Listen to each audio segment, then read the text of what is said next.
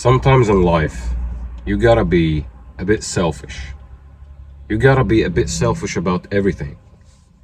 Because if you let everyone around you to walk all over you and to use you, and you are not willing to help them, then you are doing something bad, not only for yourself, but for them. You are not making the things that they want from you out of pure love. You are doing it because you can't say no. You gotta be a bit selfish when you decide that you want to get something and you will manifest it. You're doing it because you love it, not because of them. So know what you want.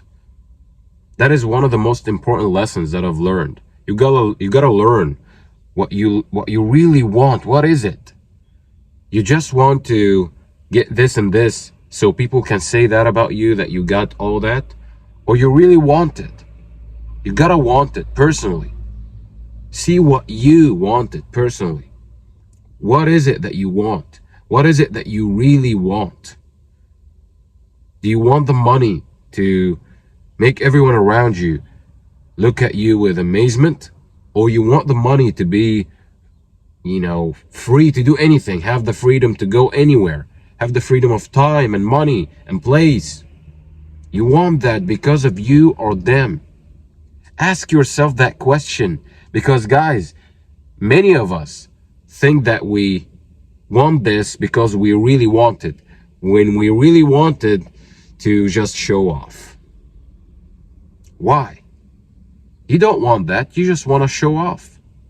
And this is not a good place to be, in that mind state. No, don't be at this phase of life where you are only wanting things to, flex on people. You want something? Do you really want it? Then work on it. Imagine it, visualize it. You will wake up the next day doing things under compulsion, doing things that is needed to be done in order to get to what you want.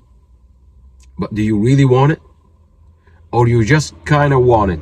Or you want it because that person got it, so I want it? You gotta have it in your mind as you actually want it, not because of him or her or anyone. No. You are the person to ask. Not your parents, not your mother, not your father. You. I don't care what is it that you want, but you gotta know that it's really you, not someone else's dream. No, it's yours. Once you decide that, then we go to the next step. What's the next step? The next step is living from the end, imagining it from the end. How would you be? What that person would do? How would you act? How would that person, the best version of you, would react to the circumstances around them? Copy that. Copy that here. Match that frequency. And you will be so amazed how things are moving around you, how things are becoming better and better around you. Synchronicities. Everything is getting better and better. Why? Because you are matching the frequency of that reality that you want. Because, as we said before, everything exists here and now. Everything. You just gotta match that frequency, and the reality will catch up. Right? I told you about that. So here is what I want you to do after that.